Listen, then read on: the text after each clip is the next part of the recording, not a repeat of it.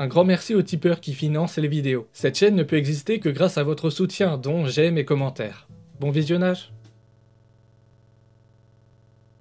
Salut à tous, c'est le fils de Bulle. Bon, je vous ai habitué sur la chaîne à des vidéos un minimum travaillées qui explorent l'esthétique formelle de la bande dessinée. Mais mon anniversaire approche et je me rends compte petit à petit que je deviens vieux. Je commence à manger mes kebabs en assiette, je bois une tisane le soir et mes proches me demandent quand est-ce que je vais pondre un chiard. J'ai même déniché un cheveu blanc sur mon crâne. Terrible. Figurez-vous qu'en retirant ce cheveu, je fus pris d'une vague de nostalgie. Je me suis revu dans ma bibliothèque de quartier fouiller dans les bacs à BD, ou bien écumer les rayons du CDI de mon école pour dénicher une nouvelle pépite à me mettre sous la dent. Je me suis souvenu de mes premières lectures, Yakari, du Kobu, les profs. Graduate, I hope, but don't foot you to my girl. Pas mal, non? C'est français. Et je me suis demandé, est-ce que durant mon absence, mes héros de jeunesse ont mis un terme à leurs aventures? Est-ce qu'ils ont accompli leur quête? Est-ce que, comme moi, ils sont devenus vieux? Je vous propose aujourd'hui de faire un petit écart sur le parcours de la chaîne pour vous dévoiler le destin de 3 héros qui ont forgé ma jeunesse, et qui ont fait de moi l'homme que je suis aujourd'hui. Sans plus de tergiversation, c'est parti. Je vous mets le générique quand même parce que je fais ce que je veux. Oh, les beaux dessins que t'as fait des beaux dessins. Lisez des BD, faites je ne sais quoi, mais... J'ai horreur de ça. Plouf, plouf, flaou. La BD n'est plus ce qu'elle est. Je suis un perdant magnifique. T'as envie de faire de la bande dessinée, t'en fais, c'est tout.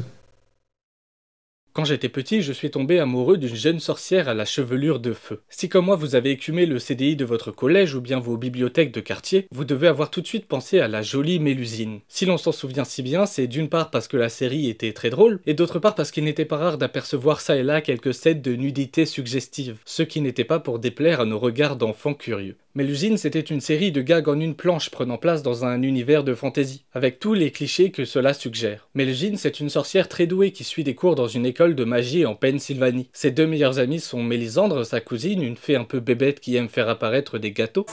J'adore les cookies. Ainsi que Cancrelune, une sorcière maladroite que tout le monde déteste. Bon, c'est une série de gags, donc niveau évolution des personnages, vous allez me dire que c'est pas extraordinaire. Mais détrompez-vous. À partir du tome 21, le dessinateur Clark se retrouve seul aux commandes de la série et décide d'en faire quelque chose d'un peu plus profond, en liant les gags des albums pour créer des histoires complètes. Et cela commence tout d'abord avec l'album Le Tournoi de Magie, album dans lequel Mélusine perd ses pouvoirs en entrant dans l'adolescence. Le seul moyen de les retrouver, c'est de faire...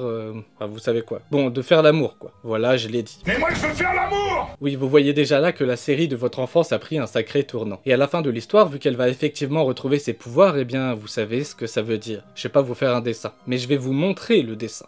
Vous êtes prêts? 3, 2, 1...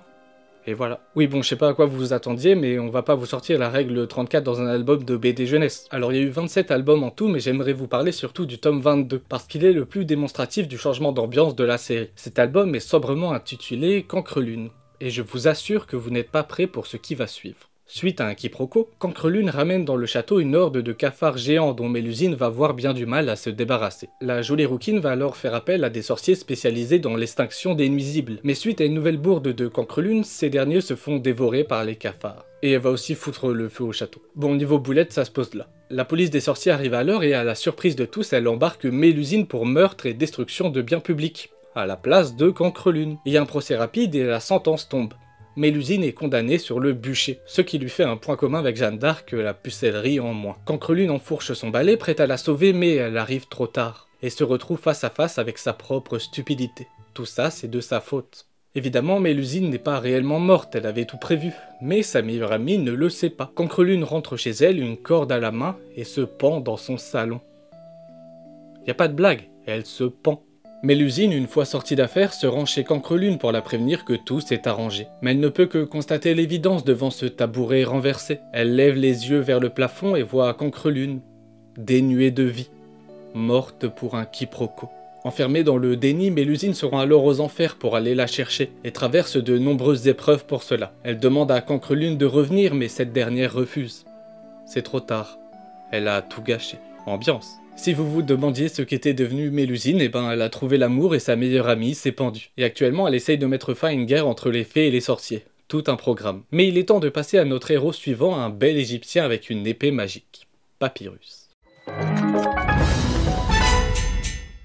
Papyrus, c'est l'histoire durant l'Égypte antique d'un jeune pêcheur qui va sauver une princesse, Téti chérie.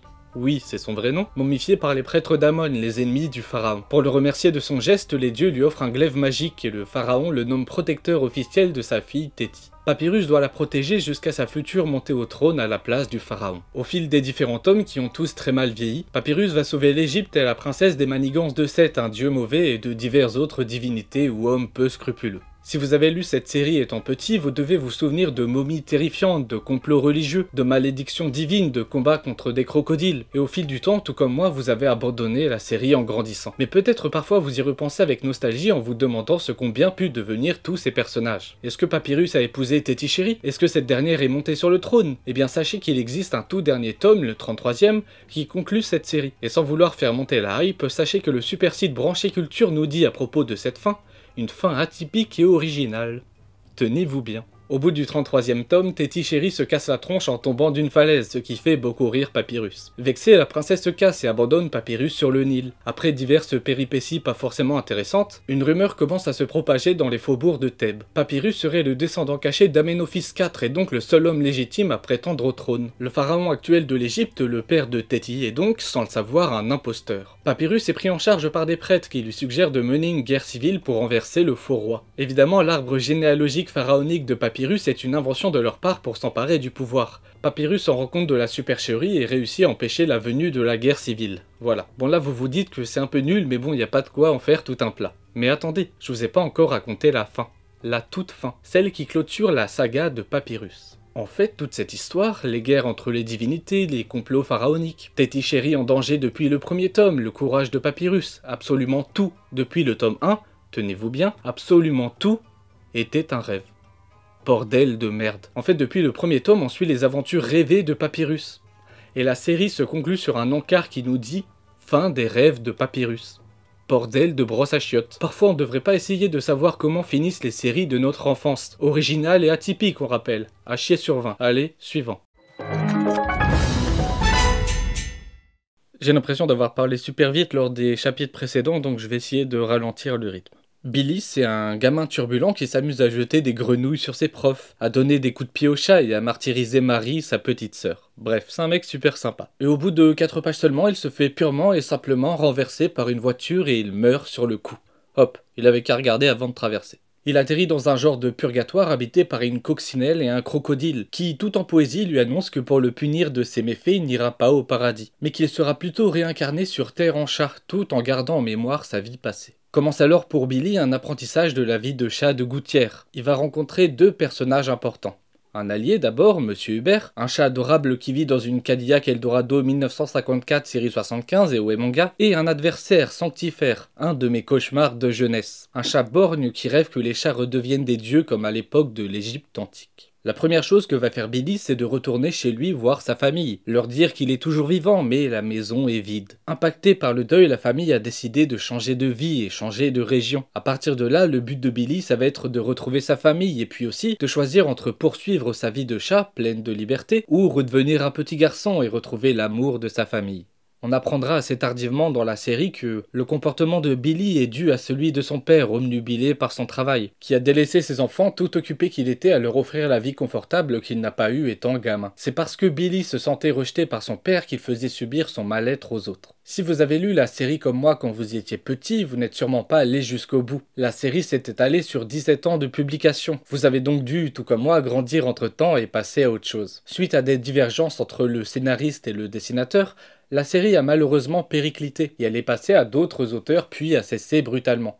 Mais a-t-elle eu le temps de nous apporter des réponses? C'est ce que je m'apprête à vous révéler. Dans le tome 3, l'été du secret, Billy tombe par hasard sur sa sœur lors d'un voyage scolaire. Cette dernière se fait harceler par des garçons et pleure tous les soirs. Elle n'est pas encore remise de la mort de son frère. Frère qui l'a martyrisé certes, mais à qui elle portait de l'affection et qui était une des seules personnes à lui témoigner de l'attention. Avec l'aide de Billy transformé en chat, elle va mettre fin au harcèlement et son frère va lui révéler sa véritable identité en l'écrivant dans le sable. Par suite, elle va faire adopter le petit chat par ses parents. Billy retrouve donc en quelque sorte ses parents. Il ne lui manque plus qu'une chose, sa forme humaine. Et c'est là que ça se complique. Il faudra attendre le tome 6 pour voir enfin apparaître une lueur d'espoir. En se promenant, Billy tombe sur 2 statues sculptées par un certain Icare, un artiste en vogue, une coccinelle et un crocodile. La coïncidence est trop grande et Billy enquête, aidé par le vilain Sanctifère qui semble connaître la vérité sur ce fameux Icare. Voici le poteau rose. Il y a bien des années, Icare était un petit oisillon vantard à qui Sanctifère avait prédit un avenir de gloire et de fortune.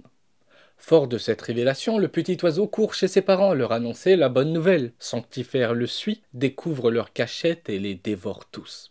Pas sympa. Puis il tue le petit oiseau stupide. Ce dernier apparaît au purgatoire, tout comme Billy, et, pour le punir d'être si bête, les deux animaux le renvoient sur Terre dans la peau d'un humain. Icare profitera de sa nouvelle forme pour se venger de Sanctifère, éborgnant les chats de gouttière et cherchant un moyen de tous les éradiquer.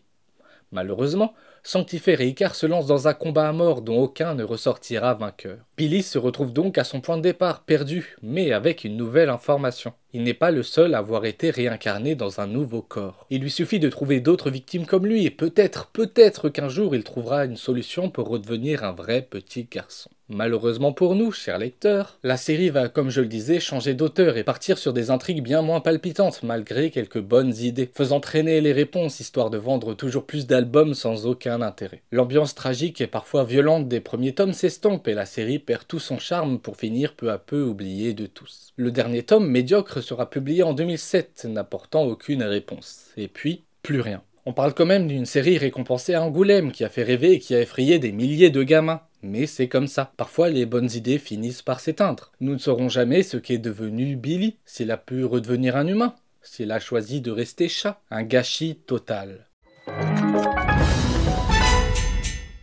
Et voilà pour aujourd'hui. Ces 3 BD font partie de mon enfance de lecteur et sont des cairns sur le chemin qui a fait de moi l'homme que je suis aujourd'hui. N'hésitez pas à me faire part en commentaire des séries qui ont marqué votre jeunesse et de si vous êtes chaud pour un autre épisode similaire histoire qu'on se détende de temps en temps. Et pour ceux qui se demandent, non, je parlerai jamais de l'Enfeust parce que je l'ai jamais lu. Certaines histoires évoluent avec le temps, comme Mélusine pour proposer quelque chose d'un peu plus sérieux et travaillé, abordant des sujets sensibles. D'autres, comme Papyrus, proposent une fin médiocre qui salit l'ensemble de leur saga et qui dégoûte les vieux lecteurs nostalgiques que nous sommes. D'autres enfin n'ont pas le temps de conclure leur intrigue à cause de choix éditoriaux douteux ou de conflits internes, comme Billy the Cat. Globalement, sauf exception, la plupart des séries de notre jeunesse se révèlent décevantes et nous laissent avec un goût de gâchis ou d'inachevé. Il y a quand même des pépites, des séries qui ont bien vieilli et qui se concluent de façon tout à fait satisfaisante. Mais ce sera pour une prochaine fois peut-être. En tout cas, on se revoit très vite. Et en attendant, surtout, n'oubliez pas, lisez de bonnes BD.